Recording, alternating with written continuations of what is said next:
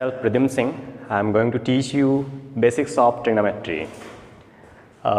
First of all भी हम सभी जानेंगे कि ट्रिग्नोमेट्री में की शुरुआत कैसे हुई।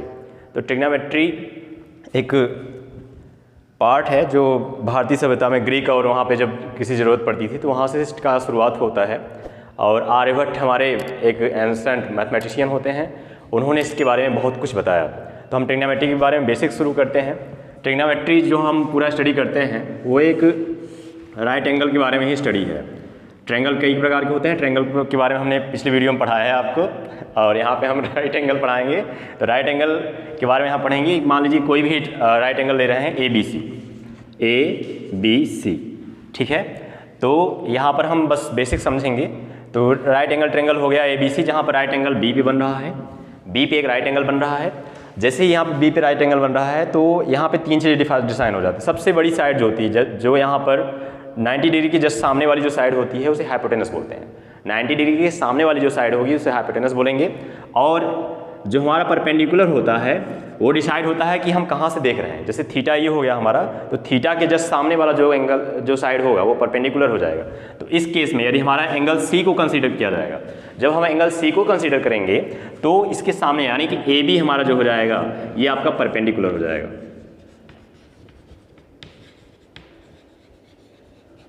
और ये परपेंडिकुलर को छोड़ करके इसमें कन्फ्यूजन होता है कि परपेंडिकुलर इसे ले लिए, तो आप समझ लीजिए कि हाइपोटेनस तो फिक्स हो गया।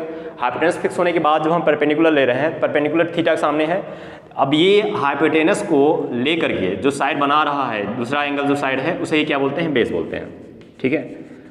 एक रिवर्स एग्जांपल ले सकते हैं। यदि हम थीटा को यहाँ कंसीडर करेंगे तो हमारा सब कुछ उल्टा हो जाए। तो ये हमारा परपेंडिकुलर हो जाएगा क्योंकि ये थीटा यहाँ पे ले रहे हैं। तो जब थीटा यहाँ पे लेंगे तो इसके सामने जो आएगा साइड ये हो जाएगा आपका परपेंडिकुलर और ये हो जाएगा आपका बेस। यही बेसिक्स होता है। ये इसी पे हमारी पूरी ट्रिग्नोमेट्री बेस्ड करती है। और हम अलग अलग एंगल के लिए निकालना सीखेंगे, जैसे कि कुछ स्टैंडर्ड्स एंगल हैं, ठीक। यहाँ पे हम साइन, कॉस, टैन, ये 6 ट्रिग्नोमेट्रिक रेशियो होते हैं। साइन, कॉस, फिर टैन, ठीक। तो 6 रेशियो होते हैं, साइन, कॉस, टैन। उसके बाद हम लिखेंगे साइन का उल्टा हो जाएगा कॉसेक, सेक, कॉट। ये 6 रेशियो होते हैं। यही आप पूरी ट्रिग्नोमेट्री में इन्हीं 6 रेशियोज के साथ, टी रेशियो के साथ ही आप डिस्कशन करेंगे। तो सबसे पहला आसान किस तरीके से एक ट्रिक है, तो साइन के लिए याद करते हैं। यहाँ पर देखिए साइन जो रेशियो होता है वो परपेंडिकुलर अपॉन बेस होता है, परपेंडिकुलर अपॉन बेस। और कॉस क्या होता है, परपेंडिकुलर अपॉन हाइपोटेनस। फिर कॉस के लिए होता है बेस अपॉन हाइपोटेनस, और टैन के लिए होता है परपेंडिकुलर अपॉन बेस। तो इसको कुछ लोग बहुत अच्छे तरीके से याद करने के लिए इसे करते हैं, पापा बीड़ी पियोगे हर हर बोले। तो इस तरीके से याद कर लीजिए आप, पापा बीड़ी पियोगे हर हर बोले, या पाकिस्तान भूखा प्यासा हिंदुस्तान हरा भरा, इस तरीके से आप याद कर सकते हैं। तो ये आसान तरीका है। या फिर डायरेक्ट भी हम लोग ऐसे याद कर लेते हैं, साइन थीटा बराबर perpendicular upon hypotenuse, cos theta बराबर बेस अपॉन हाइपोटेनस। फिर यहाँ पे टैन थीटा बराबर होता है परपेंडिकुलर अपॉन बेस।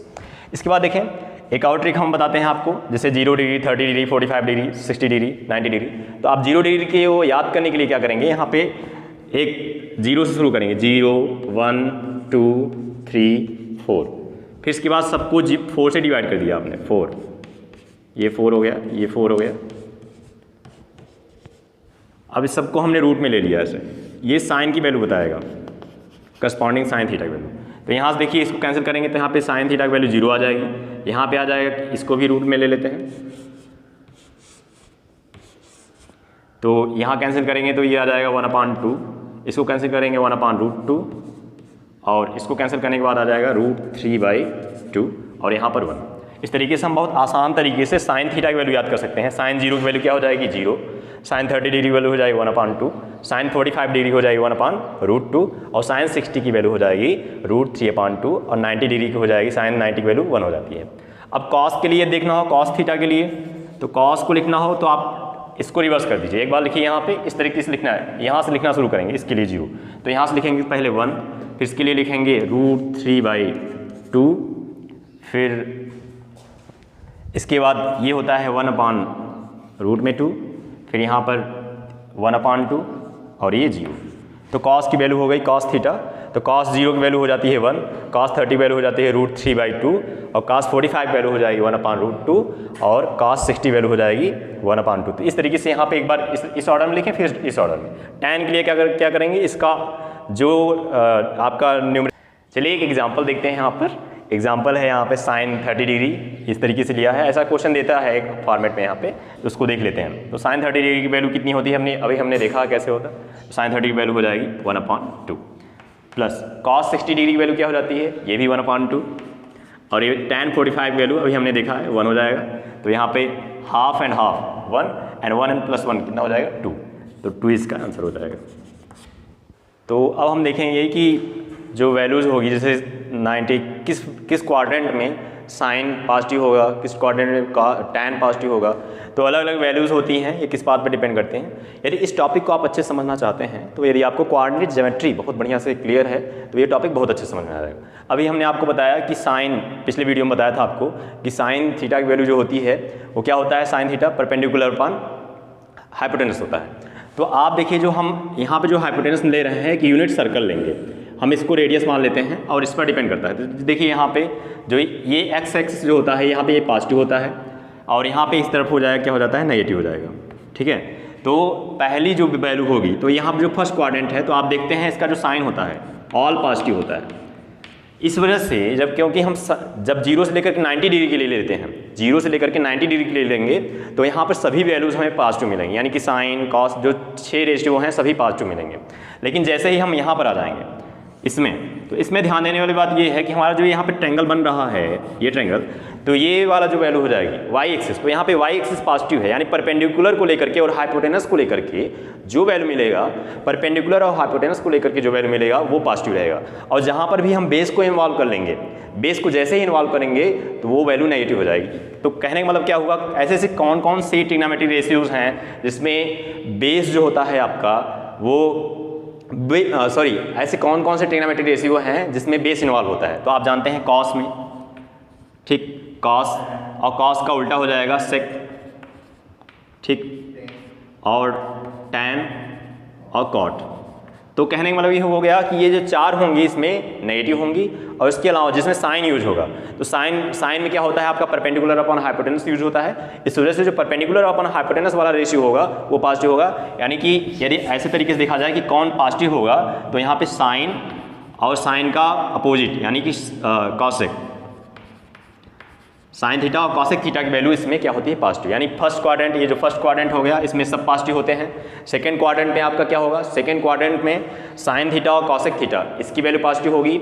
और यदि हम थर्ड क्वाड्रेंट में आ जाते हैं, तो थर्ड क्वाड्रेंट में ध्यान वाली बात ये है कि यहाँ पर आपका जो बेस बना रहा है, यहाँ पर जो ट्रायंगल बनेगा इस तरीके से, यदि हम लेते एक यूनिट ट्रायंगल लेते हैं, तो यहाँ से जो ट्रायंगल बन रहा है तो इसमें आपका बेस भी यहाँ पे नेगेटिव है और परपेंडिकुलर भी आपका नेगेटिव है। इस वजह से यहाँ पर जो साइन का रेशियो होगा और कॉस दोनों का रेशियो नेगेटिव होगा। तो पॉजिटिव कौन होगा, पॉजिटिव वो होगा जैसे कि आप नेगेटिव अपॉन नेगेटिव जो होता है उसका रेशियो क्या आ जाता है, पॉजिटिव आ जाता है। इस वजह से टैन और उसका रिवर्स जो होगा थर्ड क्वाड्रेंट में, टैन और कॉट, ये दोनों वैल्यू क्या हो जाएंगी, पॉजिटिव हो जाएंगी।